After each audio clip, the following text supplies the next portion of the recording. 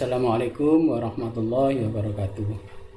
Kita berjumpa kembali bersama saya dalam kelas virtual. Kali ini saya akan membahas tentang operasi perkalian dan pembagian pada pecahan.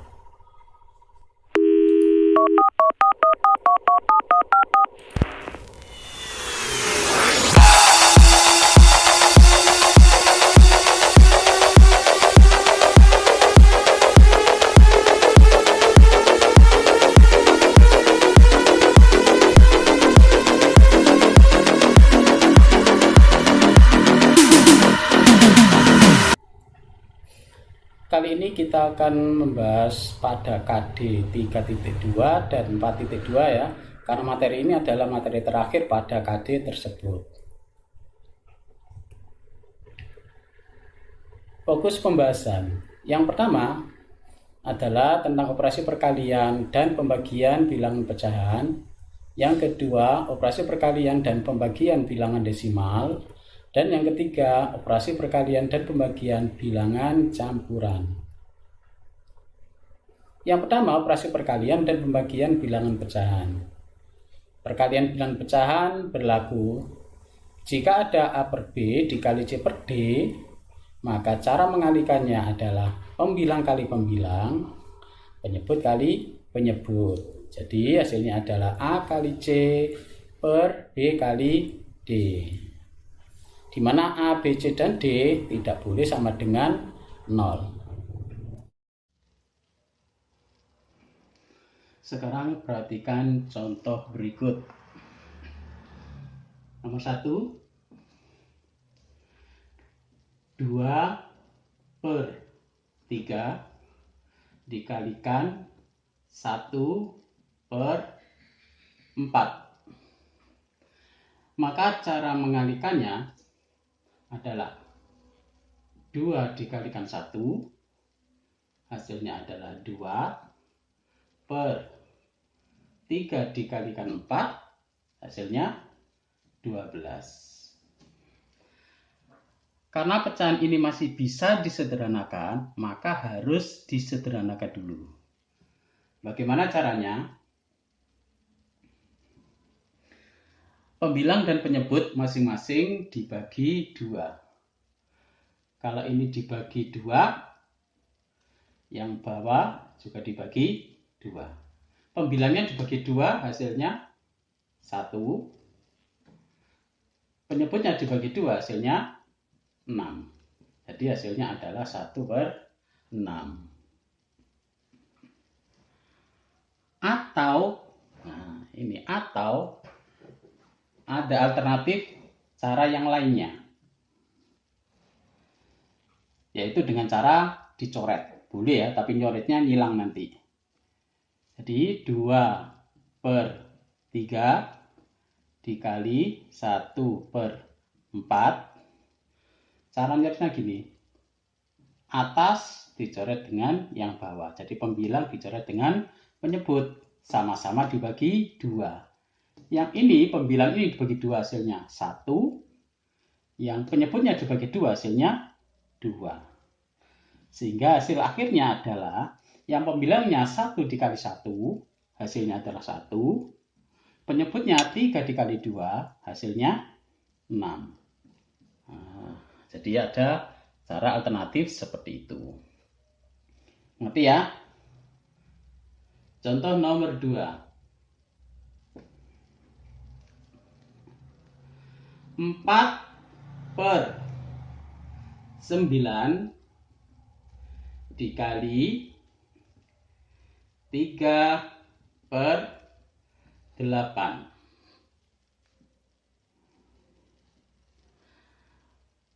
Cara mudahnya dicoret ya. 4 dengan 8 sama-sama dibagi 4. 4 dibagi 4 hasilnya 1. 8 dibagi 4 hasilnya 2. Sekarang 9 dengan 3 masing-masing bisa dibagi 3. 3 dibagi 3 1. 9 dibagi 3 3. Sehingga hasil akhirnya adalah yang pembilangnya 1 dikali 1 adalah 1. Penyebutnya 3 dikali 2, 6. Nah, seperti itu. Bisa ya? Oke, lanjut. Yang kedua, pembagian bilangan pecahan. Berlaku A dibagi B dibagi C per D sama dengan, perhatikan kalau pembagian ya, pecahan dibagi pecahan, maka pecahan yang depan ditulis dulu.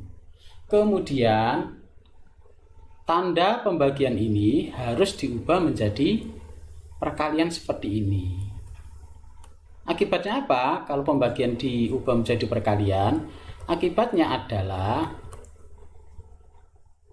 pecahan yang belakang ini harus dibalik posisinya antara pembilang dan penyebut. Jangan lupa ya, kalau pembagian diubah jadi perkalian, maka akibatnya pecahan yang belakangnya ini harus dibalik, pembilang jadi penyebut.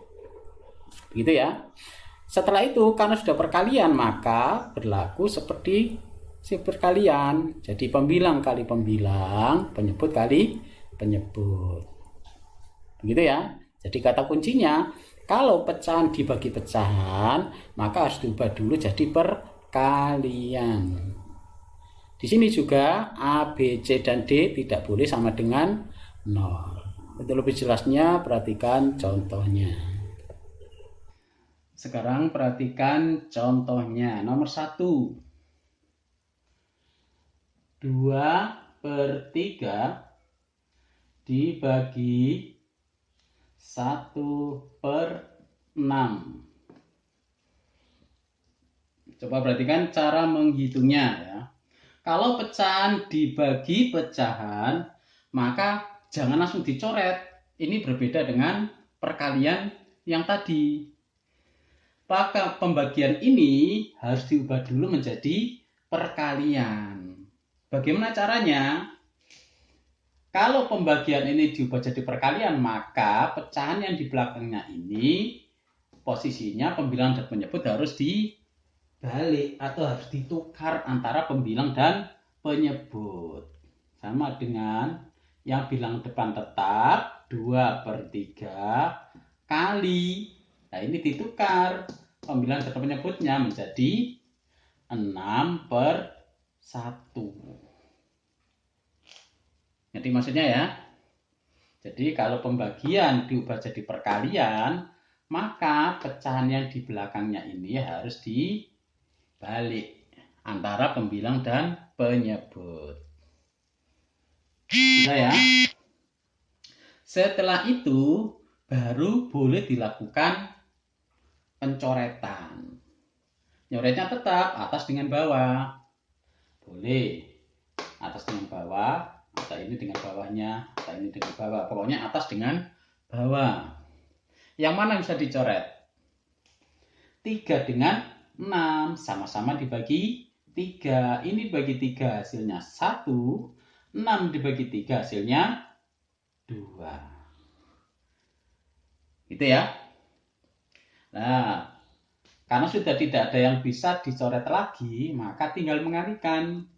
Pembilang kalikan pembilang 4, penyebut kalikan penyebut 1. Berarti karena per 1, maka pernya boleh tidak ditulis. Jadi hasilnya adalah 4 saja. Bisa membedakan ya antara pembagian dengan perkalian ya. Jadi yang perlu diingat, kalau pecahan itu operasinya pembagian, maka harus diubah dulu menjadi perkalian. Oke, lanjut. Sekarang contoh yang nomor 2. 12/15 dibagi 16/20 sama dengan. Caranya hampir sama seperti nomor 1 ya. Jadi pembagian ini harus diubah jadi perkalian. Kalau pembagian jadi perkalian, maka pecahan yang belakangnya ini pembilang dan penyebutnya harus ditukar atau dengan kata lain dibalik. Yang depan tetap 12 per 15 dikali. Nah, berarti 20-nya jadi di atas, 16-nya di bawah. Sama dengan. Sekarang baru boleh dilakukan mencoret. Yang mana saja bebas. Ya, yang penting pembilang dengan penyebut atau atas dengan bawah. Yang pertama, 12 dengan 15 boleh nggak? Boleh. Karena yang satunya di atas, satunya di bawah. Sama-sama bagi berapa? Dibagi 3. 12 dibagi 3 hasilnya 4. 15 dibagi 3 hasilnya 5. Betul ya? Nah.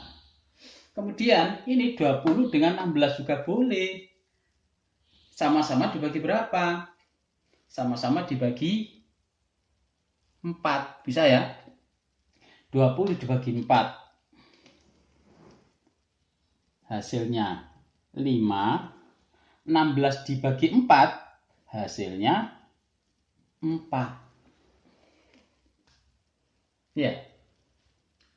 Berarti hasilnya sementara ini hasilnya adalah pecahan yang depan menjadi 4 per 5 dikali pecahan yang belakangnya menjadi 5 per 4. Nah, ini karena masih bisa dicoret, maka boleh dilakukan pencoretan lagi.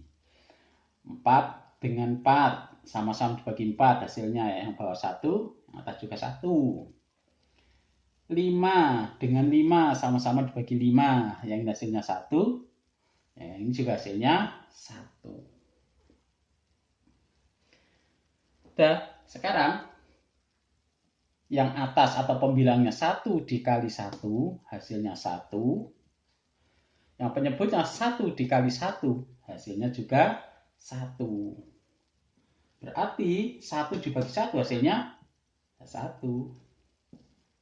Nah, jadi yang nomor 2 hasilnya adalah 1. Sekarang operasi perkalian dan pembagian pada bilangan desimal. Yang pertama perkalian bilangan desimal. Langkah-langkahnya. Yang pertama, untuk sementara hilangkan dulu tanda komanya ya, karena bilangan desimal adalah dicirikan dengan adanya tanda koma. Di sini sementara komanya dihilangkan dulu. Setelah itu kalikan dengan cara bersusun. Jadi seolah-olah mengalihkan bilangan yang tidak ada komanya. Bersusun seperti biasa ya.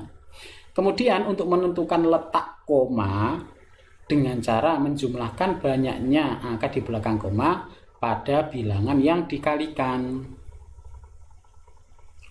Untuk lebih jelasnya perhatikan contohnya ya.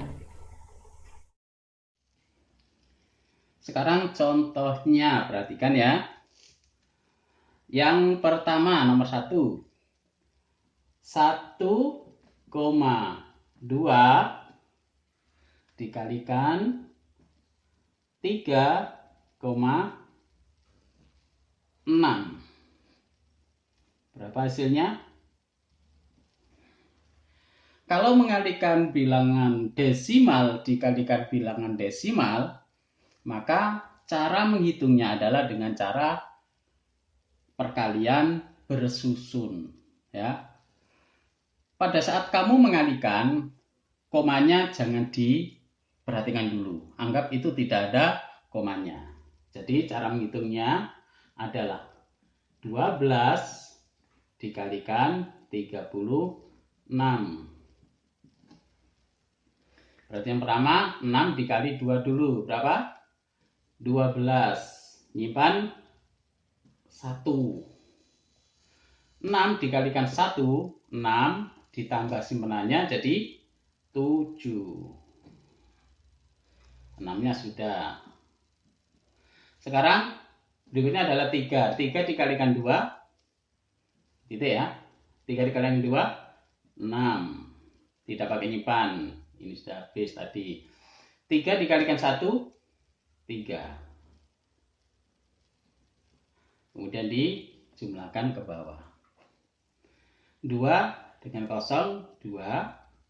7 jumlahkan dengan 6, 13. Nyimpan 1. 3 tambah 1, 4. Sekarang dari hasil perkalian ini kita lihat kembali soalnya. Dilihat untuk bilangan desimal yang pertama berapa angka di belakang koma ini? 1 ya. Jadi perhatikan ini berapa angka belakang koma ini? 1. Kemudian di sini ada 1 angka lagi di belakang koma.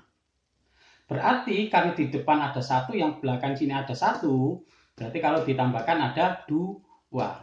Berarti hasil akhirnya harus ada 2 angka di belakang koma. Berarti komanya ada di sini. Berarti hasil perkalian ini adalah 4,32. Begitu. Bisa ya? Oke. Lanjut nomor berikutnya. Sekarang nomor 2. 2,47 dikali 5,8. Berapa hasilnya? Berarti langkah perhitungannya sama seperti nomor 1 ya. Dikalikan secara bersusun. Bilangan yang digitnya banyak, usahakan berada di atas ya. Biar untuk perhitungannya lebih mudah. Jadi 2, 4, 7, komanya nggak usah perhatikan dulu ya. Kemudian 5, 8 dikali. Yang pertama 8 dulu. 8 kali 7 berapa? 56. Berarti yang ditulis satuannya yaitu 6. 5-nya disimpan di atasnya 4. Sekarang 8 dikalikan 4. Berapa? 32. 32 ditambah tadi menyimpan 5. Berarti jadi 37. 37 yang ditulis satuannya yaitu 7. Angka puluhannya 3 ditulis di atasnya 2. Berarti 5-nya sudah 5. Sekarang 8 dikali 2. 8 dikali 2. Berapa? 16. 16 ditambah 3. Berarti 19. 9. Selesai untuk yang 8. Sekarang mengalihkan dengan angka 5. 5 dikali 7. Di bawahnya 6 dikasih titik dulu ya. 5 dikali 7, 35. Ditulis satuannya 5, puluhannya 3. Ditulis di atasnya 4 sini. Ini sudah hilang. Nah. Sekarang 5 dikali 4. 5 dikali 4 berapa? 20. Ya. 20 ditambah 3. Berarti 23. Satuannya 3. Puluhannya 2 disimpan di atasnya 2. Yang terakhir 5 dikali 2 berapa? 10 ditambah 2 berarti 12. Sekarang dijumlahkan ke bawah. 6 dengan titik berarti 6. 7 ditambah 5 12, nyimpen 1. 9 ditambah 3, 12 ditambah 1, 13, 3 nyimpen 1. 1 tambah 2, 3 ditambah simpenan 1 berarti 4. Terakhir nggak pakai nyimpan, turun 1. Sekarang di mana letak komanya? Sama seperti nomor 1.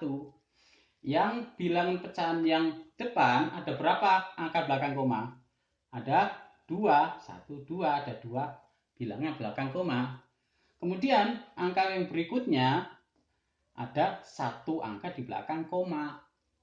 Berarti 2 ditambah 1 adalah 3. Berarti di sini harus disisakan 3 angka di belakang koma. Berarti komanya di mana? Di sini. Nah, jadi ada 3 angka di belakang koma sesuai dengan banyaknya angka yang ada di soal. Yang ini 2 angka di belakang koma, yang ini 1 angka di belakang koma. Sehingga hasil akhirnya adalah 3 angka di belakang koma. Tahu ya cara menentukan letak komanya? Berarti hasilnya adalah 14,326. Nah, begitu caranya ya. Mengerti ya? Oke. Lanjut. Sekarang perhatikan contohnya ya. Yang nomor 1. 14,4 dibagi 4 sama dengan, kalau bilangan desimal dibagi dengan bilangan bulat, maka cara menghitungnya adalah dengan porogapit. Ya, porogapit. Hati-hati kalau menghitung porogapit dengan bilangan desimal. Ya, karena di situ biasanya kesalahan terjadi pada saat meletakkan komanya ya. Jadi mungkin ada yang salah konsep dan sebagainya. Perhatikan caranya. 14,4 dibagi 4. Caranya yang pertama komanya harus dihilangkan. Ya. Supaya hilang komanya, maka dari pecahan bilangan desimal yang depan dan yang belakang ini karena itu bulat ya, bulat itu artinya kalau diberi koma itu di belakangnya ditambahi koma 0 ya. Jadi itu sama saja ini dengan 4,0. Jadi 0 di belakang koma itu kan tidak ada artinya ya. Jadi ini supaya kamu bisa membayangkan, oh masing-masing ini adalah bilangan desimal ya. Sekarang bagaimana caranya supaya komanya ini hilang? Ini kenapa kok ditambah kok hanya 01? Mengikuti desimal yang di depannya ini ya. Karena di sini satu angka di belakang koma, maka ini ditambah koma, 0-nya hanya satu saja. Tapi kalau misalkan ini 2 angka di belakang koma, misalkan 48 misalkan ya, koma 48. Maka ini ditambah koma 00. Itu hanya untuk mempermudah perhitungan saja ya. Nah, caranya gini. Caranya ini komanya dimundurkan ke belakang 1. Ya. Mundurkan ke belakang 1. Maka yang satunya juga harus mundur ke belakang 1. Itu tujuannya ya. Kenapa kok ini harus yang belakang ditambahi koma 0. Jadi di sini komanya mundur ke belakang 1, ke belakang, berarti ini kan menjadi 144,0. Iya. 144,0. Yang ini juga dimundurkan 1 berarti menjadi 40,0. Ya, saya ulangi lagi. Kalau yang depan ini komanya mundur 1, maka bilangan desimal yang di belakang ini juga mundur 1 komanya. Kemudian koma 0 di belakang koma ini kan sudah nggak berarti. Nah, berarti ini nggak usah ditulis. Sehingga bilangan yang depan menjadi 144, bilangan yang belakangnya adalah 40. Nah, setelah itu baru dilakukan pembagian desimal, yaitu dengan poro gapit. 144, ini 40.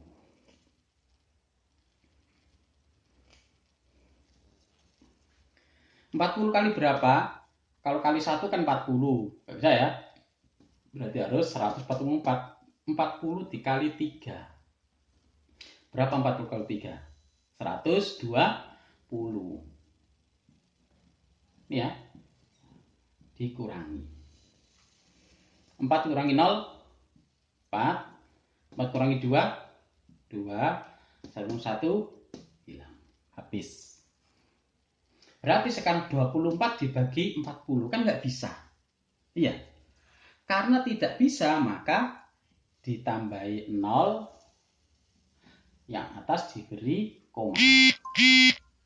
Sekali lagi, kalau ini sudah tidak bisa dibagi, ya, ini bilangan lebih kecil, maka ditambahi 0 di belakangnya, kemudian hasil baginya ditambahi koma. Itu ya. Oke.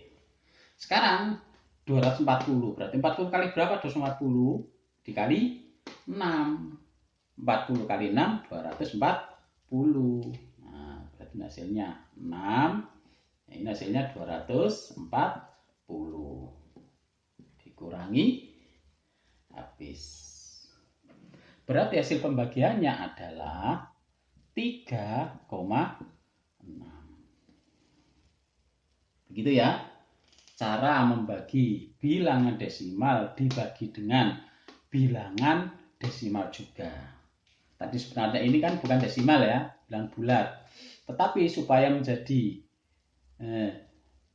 desimal juga, maka ditambahi koma 0 untuk mempermudah cara menghilangkan komanya ini tadi.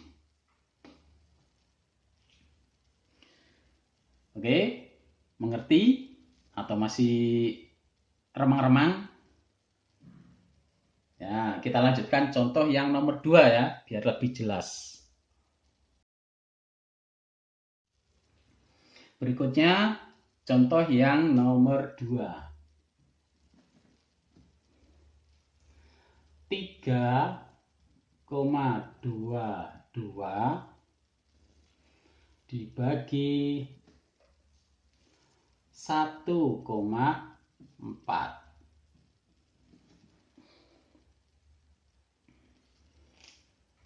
Sekarang dilihat bilangan desimal yang depan ini ada 2 angka di belakang koma.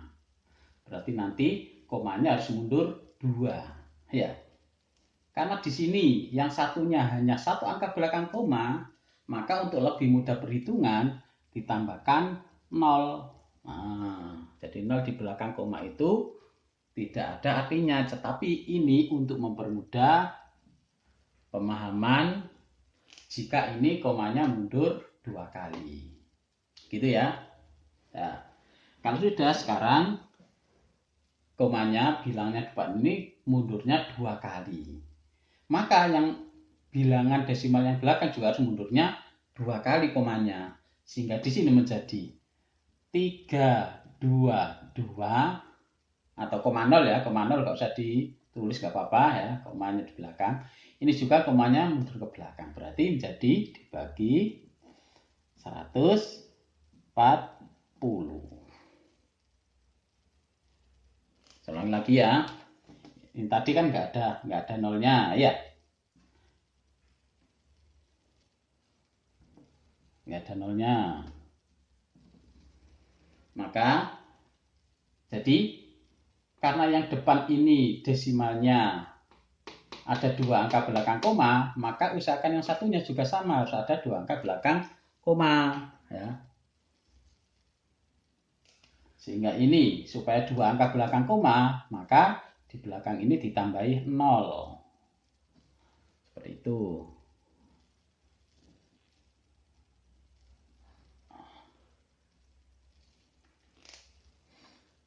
Ya, berarti komanya mundur 2 kali, sehingga komanya pindah ke belakang sendiri menjadi 322. Yang ini juga komanya mundur 2 kali, ke belakang 0 berarti menjadi 140. Sama dengan, nah baru sekarang ini dihitung menggunakan porogapit. Berapa yang dihitung? Berarti 322 dibagi 140. Waduh, bilangannya besar sekali ya. Boleh tidak diperkecil? Boleh, sebenarnya diperkecil boleh ya. Masing-masing dibagi dengan bilang sama boleh. Langsung dihitung seperti ini juga boleh. Berarti kamu membuat perkalian 140 ini kali berapa yang hasilnya mendekati 322. Hitung aja 140 dikali berapa? Coba dikali 2. 082. Masih belum sampai kan? Coba sekarang 140 dikali 3. 0 2 nyimpen 1 4. Nah, melebihi kan? Kalau lebih maka nggak boleh, yang dipakai adalah yang ini. Berarti dikali 2 hasilnya adalah 280. Dikurangi 2 dikurangi 2 2 dikurangi 0 2 dikurangi 8 pinjam depannya ya. Berarti ini menjadi 1, yang ini menjadi 12. 12 kurangi 8 4. Oh kok 1 2 ya, maaf. 2 kurangi 2 habis. Berarti 42. 42 dibagi 140 kan nggak bisa.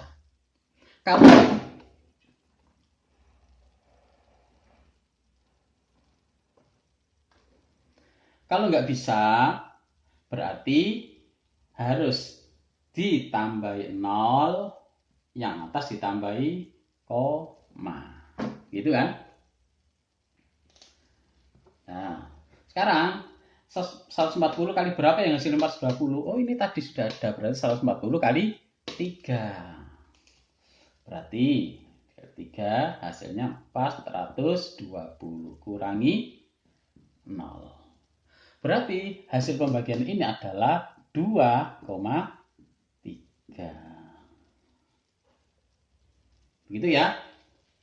Sudah lebih jelas? Ya, memang pembagian desimal pembagian yang sedikit lebih rumit daripada pembagian bilangan yang lain ya, karena di situ melibatkan koma-koma. Nah, sekarang bisa enggak ini diakal? Ya sebenarnya bisa aja. Ya, termasuk ini tadi 322 dibagi 140. Ini kalau misalnya diperkecil dulu baru dibagi porogapit juga boleh. Ya. Boleh dan hasilnya akan sama. Hasilnya tetap 2,3. Jadi semakin kamu sering melakukan pembagian dengan bilangan yang seperti ini, maka kamu akan semakin lihai ya, semakin mahir dalam menghitung bilangan-bilangan desimal seperti ini. Begitu ya. Ya.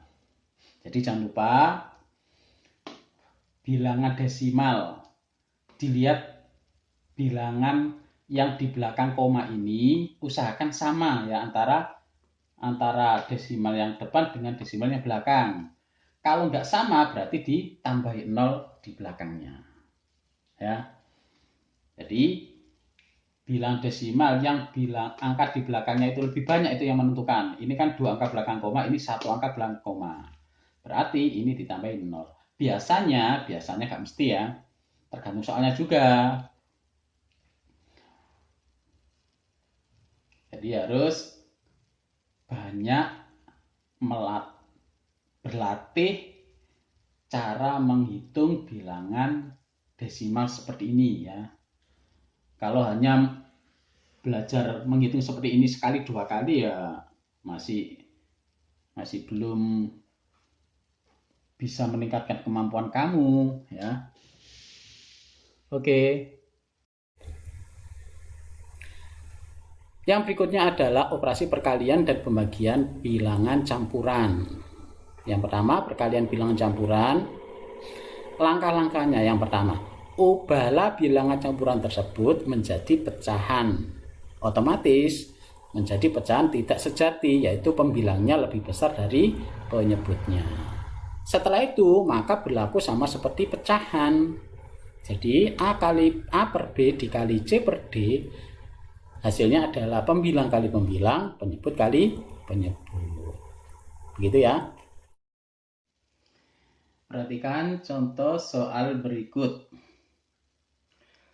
1 per 2 dikalikan 2 1 per 3. Kalau mengalihkan bilangan campuran dikalikan dengan bilangan campuran, maka bilangan campuran ini harus diubah dulu menjadi pecahan. Ya, masih ingat caranya? Bawah dikalikan depan, kemudian hasilnya ditambah yang atas.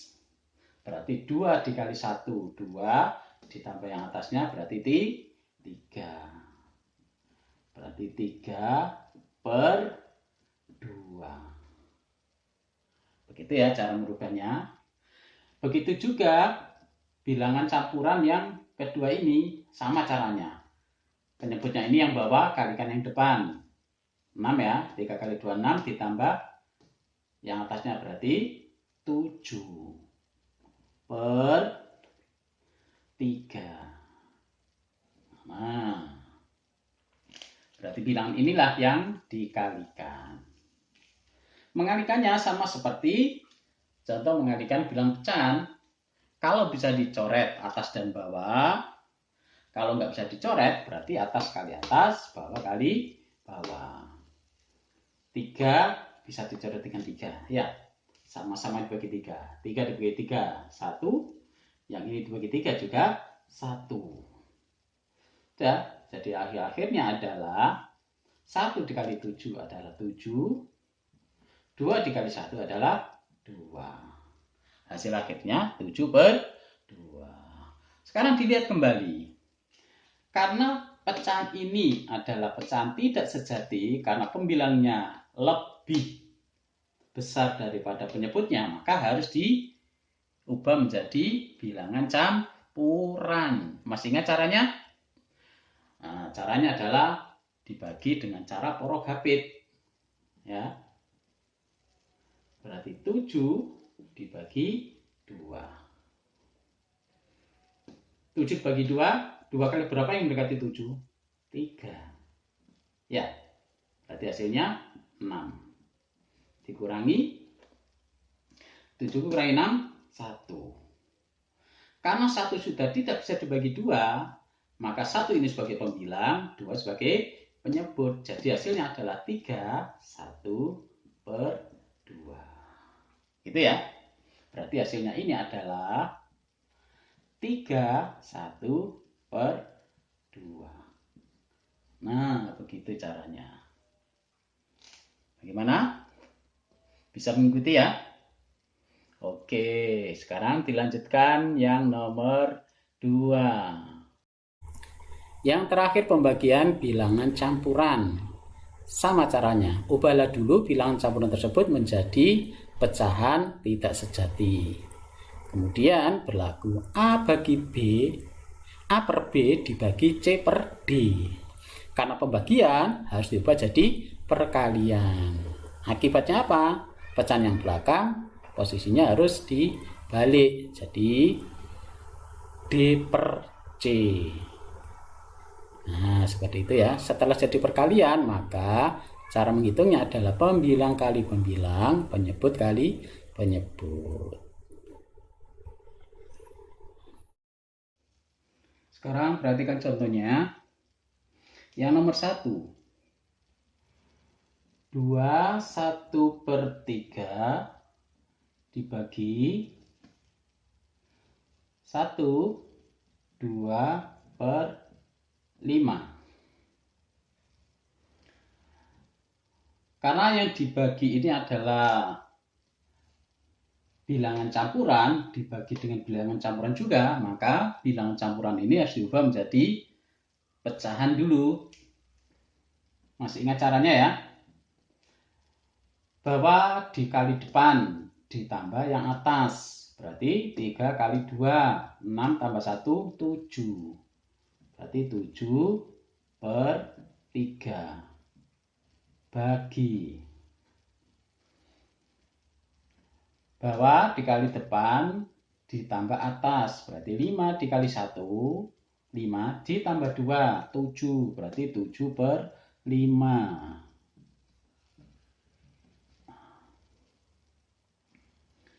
Setelah itu langkah berikutnya, pembagian ini diubah jadi perkalian.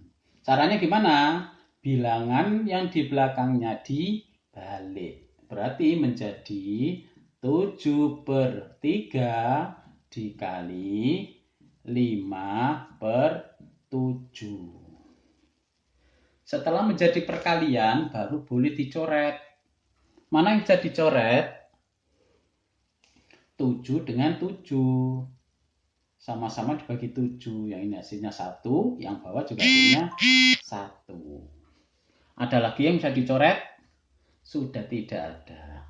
Berarti hasilnya adalah pembilang kali pembilang 5. Penyebut kali penyebut 3. Sekarang dari hasil ini, karena pembilangnya lebih besar, maka harus diubah jadi campuran. 5 dibagi 3, dihitung Porkabet ya. 5, 3. Berarti 3 kali berapa dengan 5? Kali 1 ya. Hasilnya 3.